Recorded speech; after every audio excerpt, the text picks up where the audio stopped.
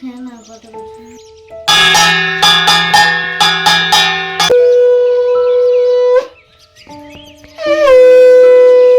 বন্ধুরা, good morning, welcome back to my channel. সবাই কেমন আছো? আশা করি তোমরা খুব ভালো আছো, সুস্থ আছো, আর আমিও মোটামুটি ভালোই আছি।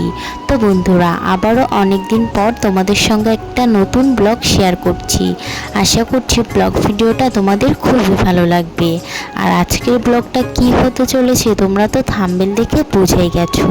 হ্যাঁ বন্ধুরা, একটা দাদা ভাইয়ের রিকোয়েস্টের ভিডিও। আশা করি ওই দাদা ভাইয়ের মতো তোমাদেরও ব্লগ ভিডিওটা খুবই ভালো লাগবে। তো বন্ধুরা, তোমরা স্কিপ না করে কন্টিনিউ দেখতে থাকো। তো দেখো বন্ধুরা, সকালে উঠেই কিন্তু আমি বাসি কাজকর্ম সেরে নিয়ে বাসি জামাটা পাল্টেই আগে ঠাকুরের জন্য ফুলটা তুলে নিচ্ছি।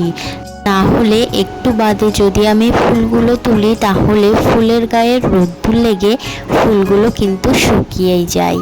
তো তার জন্য প্রতিদিন আমি চেষ্টা করি বাসি কাজকর্ম সেরেই জামাটা পাল্টে আগে ঠাকুরের জন্য ফুলগুলো তুলে নেওয়ার। আর ফুল তুলতে আমার কিন্তু বেশ ভালোই লাগে। তো দেখো বন্ধুরা, কি ফুল পেয়েছি তোমাদের সঙ্গে শেয়ার করছি। আর লাল সাদা একই সঙ্গে কতই না সুন্দর লাগছে। এখন আমি ফুলগুলো সাজিতে তুলে নিয়ে ঘরে রেখে দেবো। বন্ধুরা, তোমরাও কিসের ওপর ব্লগ ভিডিও দেখতে চাও অবশ্যই এই ভিডিওর কমেন্টে জানিয়ে যেও। ওই দাদা ভাইয়ের মতো তোমাদেরও রিকোয়েস্ট রাখার আমি চেষ্টা করব। তো বন্ধুরা, তারপর আমি স্নান করে চলে এসেছি ঠাকুর ঘরে।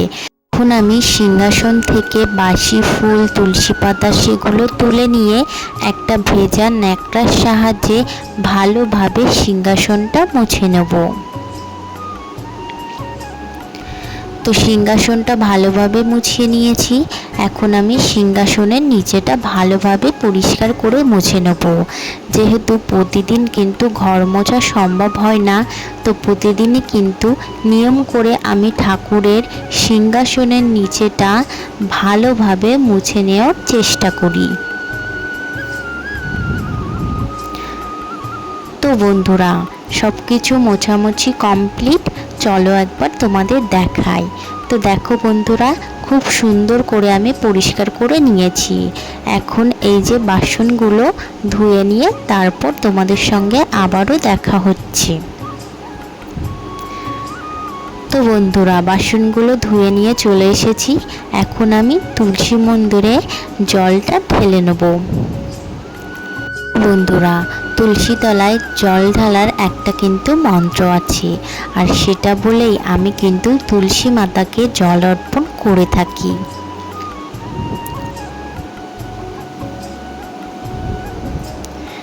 এখন আমি তুলসী পাতা তুলে নেব। যেহেতু আমাদের ঘরে রাধাকৃষ্ণ আর একটা গোপুসোনার ছবিও আছে, আর তাদের তো তুলসী পাতা না দিলে তারা সেবা নেয় না। তো তার জন্য কয়েকটা তুলসী পাতা আমি তুলে নেব।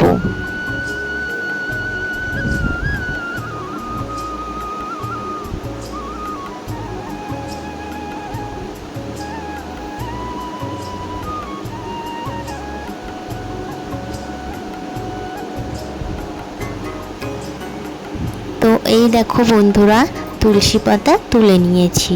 চলো এবার ঘরে যাওয়া যাক। তো বসে পড়েছি পুজো দিতে। আগেই সব কিছুতে একটু গঙ্গা জল ছিটিয়ে নিলাম, আমার মাথাতেও একটু ছিটিয়ে নিলাম। এবার আমি ঠাকুরের থালা বাসনগুলো এক জায়গায় রেখে আগেই ভগবানের জলটা গ্লাসে ভরে নিলাম।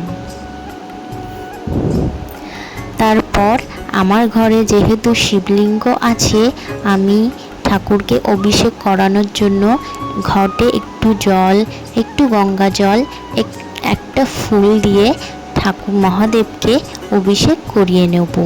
নীলকণ্ঠ ফুল, বেলপাতা হলে খুবই ভালো হয়, কিন্তু এই বর্ষার সময় কোথায় বলো যাব ফুল তুলতে।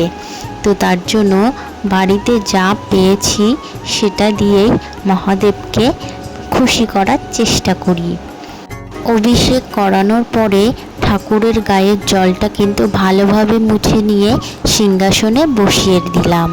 এখন আমি চন্দনটা ভালোভাবে মিহি করে বেটে নেব।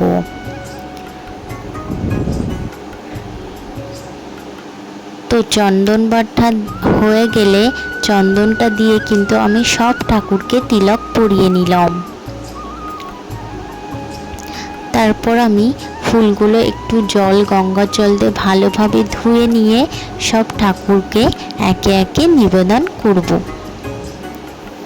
আর সিংহাসনটাও ফুল দিয়ে ভালোভাবে সাজিয়ে তুলব।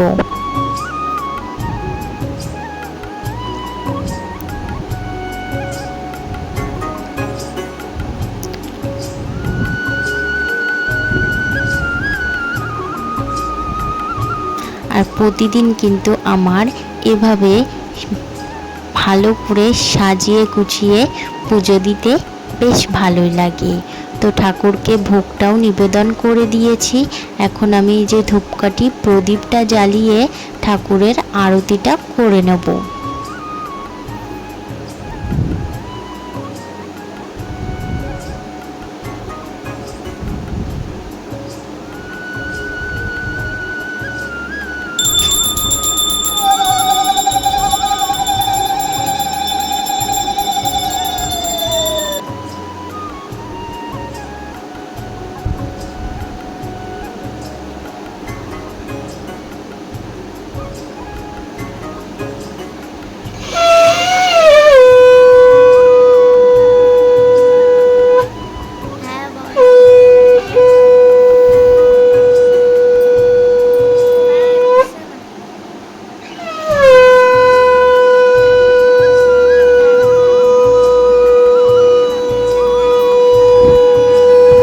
বন্ধুরা, সম্পূর্ণভাবে আমার কিন্তু পুজো দেওয়া কমপ্লিট।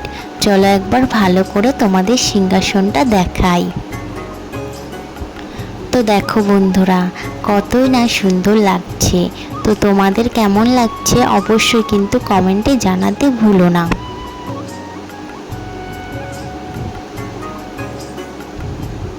তারপর চলো সন্ধ্যাবেলায় আবারও দেখা হচ্ছে।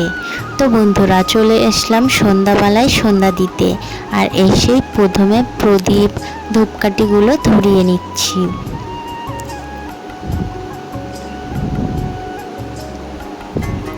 এবার আমি ঠাকুরকে ধূপকাঠি একটু প্রদীপ দেখিয়ে সারা ঘরে প্রদীপ ধূপকাঠিটা কিন্তু ঘুরিয়ে নেব।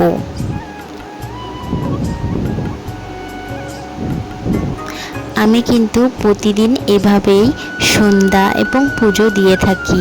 তোমরা কিভাবে দাও সেটা কিন্তু কমেন্টে অবশ্যই জানিও। আমার কিন্তু জেনে খুবই ভালো লাগবে। তো এই যে এখন আমি সন্ধ্যাবেলার আরতিটা করে নিচ্ছি।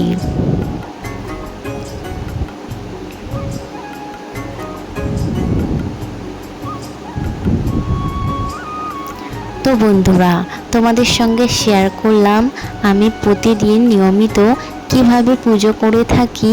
তোমাদের ভিডিওটা কেমন লাগলো অবশ্যই কিন্তু কমেন্টে জানাতে ভুলো না। আশা করি ওই দাদা ভাইয়ের মতো তোমাদেরও খুবই ভালো লাগলো। আর তোমরা কিসের উপর ভিডিও দেখতে চাও অবশ্যই এই ভিডিওর কমেন্টে জানিয়ে যেও। তাহলে ওই দাদা ভাইয়ের মতো তোমাদেরও মনের ইচ্ছা পূরণ করার চেষ্টা করব। তো বন্ধুরা, সবাই ভালো থেকো, সুস্থ থেকো।